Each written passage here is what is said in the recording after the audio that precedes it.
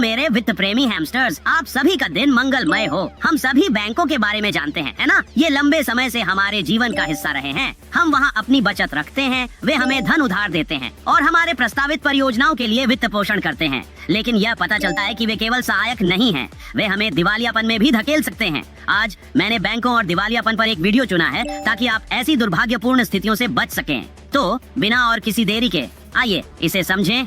आपने एक साल में सबसे ज्यादा पैसे कितने कमाए? 600 मिलियन डॉलर। और उस साल क्या हुआ जब आपने 600 मिलियन कमाए? एक बिजनेस बेचा। आपने एक बिजनेस बेचा। आपने कंपनी कितने में बेची? 600 मिलियन में। क्या आप कभी कंगाल हो चुके हैं? ओह हाँ, मैं कंगाल हो गया था क्योंकि टेक्सास राज्य जिसके साथ मेरा कॉन्ट्रैक्ट था, उसने मुझे भुगतान करने से इनकार कर दिया और मेरे खिलाफ सॉवरेन इम्यूनिटी दायर की और मेरी 30 मिलियन डॉलर की धनराशि चुरा ली। मैं अब टेक्सास राज्य के साथ कभी भी व्यापार नहीं करूंगा। यदि आप एक वकील हैं तो आप इसके बारे में जानते हैं, लेकिन मान लीजिए आप किसी बातचीत में हैं, आप उस व्यक्ति के साथ टेबल पर हैं और यह आपके पक्ष में नहीं जा रहा है। व्यापार में किसी के लिए आपकी सबसे अच्छी सेल्स और नेगोशिएशन की सलाह क्या है? मैं उस प्रश्न का उत्तर वैसे दूंगा जैसे मैं उसे संभालता हूँ। यदि मेरे पास एक क्लाइंट होता जिसे मैं ग्राहक बनाना चाहता था और यह बहुत कठिन था, मैं उठकर चला जाता, मैं उस ग्राहक को छोड़ देता। आप यहाँ लास वेगस में क्या कर रहे हैं? मैं को क्रिएटेड कॉन्फ्रेंस में हूँ। पैसों के बारे में ऐसा कौन सा सबक है जो बैंक लोगों को नहीं बताना चाहते कि वे हर दिन आपसे चोरी कर रहे हैं? आप इसका क्या मतलब निकालते हैं? हे भगवान, हर बार जब वे आपसे पैसे लेते हैं तो वे 0% ब्याज पर फेड से पैसे उधार लेते हैं। वे इसे आपको 10% में बेचते हैं। फिर वे आपसे कहते हैं आप योग्य नहीं हैं क्योंकि आप पर्याप्त पैसे नहीं कमाते हैं। आप बता सकते हैं कि उसे वास्तव में अपने क्षेत्र का ज्ञान है। और मुझ पर विश्वास करें, आपको पूरे अमेरिकी राज्यों के साथ कारोबार करने की या बिजनेस सेल से लाखों कमाने की जरूरत नहीं है ताकि बैंकिंग सिस्टम से ठगा हुआ महसूस करें। अब भी विश्वास नहीं हुआ तो इस व्यक्ति की बात सुने जिसने बस कार खरीदने के लिए एक लोन लिया। तुम्हारे पास तो पैसे ही नहीं है यार। $800? हाँ नहीं, यह बेतुका है और मैंने समझ लिया। आपका शो देखा और फिर मैंने अपना क्रेडिट कार्ड चुकाना शुरू कर दिया और मैंने सोचा अगर मुझे घर खरीदना है तो मुझे एक मॉर्गेज भुगतान और $800 का कार भुगतान करना होगा। नहीं, तुम ऐसा नहीं करोगे। मैं कैलिफोर्निया आकर तुम्हें सबक सिखाऊंगा। तुम ऐसा नहीं करोगे। देखा, उस बंदे को एक बढ़िया गाड़ी चाहिए थी और अब वो कर्ज में डूबा हुआ है। मेरे मोटे गाल शायद मुझे मुश्किलों से निकलने में मदद करे, लेकिन मैं आपको सावधान रहने की सलाह देता हूँ। सच में बैंक से लोन लेने से पहले 100 बार सोचें। एक कैलकुलेटर तैयार रखें, सभी फीस का हिसाब करें, अपनी भुगतान करने की योजना बनाएं और फिर आपको पता चलेगा कि क्या यह वाकई में इसके लायक है या नहीं। नए एपिसोड के लिए हमारे साथ बने रहें क्योंकि वे आपको कई समस्याओं से बचने में मदद करेंगे। सभी को देखकर खुशी हुई और याद रखें, हैमस्टर्स ताकतवर होते हैं। हम सब एक साथ है और एक दूसरे के लिए है। फिर मिलेंगे।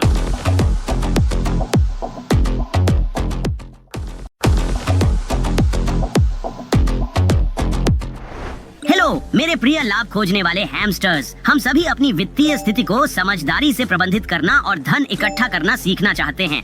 इंटरनेट इस विषय पर तकनीकों और सलाह से भरा हुआ है, लेकिन आज मैंने आपको एक वीडियो दिखाने का निर्णय लिया है जिसमें एक प्रसिद्ध उद्यमी आपके मुनाफे को सफलतापूर्वक बढ़ाने के 3 मुख्य चरणों पर चर्चा कर रहे हैं। आइए हम प्रत्येक चरण को साथ में सुनें और विश्लेषण करें। पहला बेबी स्टेप है $1000 बचाना। खैर, पहला कदम बहुत सरल लग सकता है, लेकिन ऐसा नहीं है। व्यक्तिगत रूप से मैंने पाया कि अपने पहले नट्स के संग्रह को बचाना बहुत कठिन है। उन्हें बचाते समय मैं उन्हें खाता रहा, लेकिन मेरे बारे में काफी बातें हो गईं। चलिए आगे बढ़ते हैं। दूसरा, अपने घर को छोड़कर अपने सभी कर्जों का भुगतान करें, जिसमें डेट स्नोबॉल विधि का उपयोग किया जाता है, जहां आप अपने कर्जों को सूचीबद्ध करते हैं छोटे से बड़े क्रम में और उन्हें उसी क्रम में चुकाते हैं पूरी एकाग्रता के साथ। जैसे ही आप कर्ज से मुक्त होते हैं अपने घर को छोड़कर, फिर आप तीसरे बेबी स्टेप में $1000 के खाते में वापस जाते हैं। रुको, चलिए दूसरे कदम की जानकारी ना छोड़ें क्योंकि यह महत्वपूर्ण है। सूची का पालन करें और अपने कर्जों का निपटारा सबसे छोटे से लेकर सबसे बड़े तक करें। दोस्तों, यह एक प्रभावी तकनीक है जो वास्तव में प्रक्रिया को सरल बनाने में मदद करती है। तो तीसरे कदम के बारे में क्या? तीसरे बेबी स्टेप में और इसे 3 से 6 महीनों के खर्चों की पूरी तरह से वित्त पोषित इमरजेंसी फंड तक बढ़ाएं।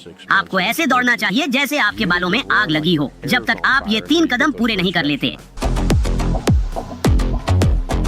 ऐसा लगता है कि उसे लंबे समय तक बालों में आग लगाकर दौड़ना पड़ा, जबकि वह गंजा है, लेकिन सच में ये बहुत ही उपयोगी और महत्वपूर्ण कदम है। खासकर तीसरा वाला, एक वित्तीय सुरक्षा कुशन अनपेक्षित स्थिति में वास्तव में आपकी मदद कर सकता है। दोस्तों, मुझे उम्मीद है कि आप सभी ने इसे गंभीरता से लिया होगा, लेकिन अगर नहीं तो पीछे जाएं और वीडियो को फिर से देखें। नए एपिसोड मिस ना करें क्योंकि मैं आपके लिए केवल सबसे उपयोगी कंटेंट ही चुनता हूँ। याद रखिए दोस्तों, हैमस्टर्स ताकतवर होते हैं। हम सब एक साथ हैं और एक दूसरे के लिए है। अगली बार मिलते हैं।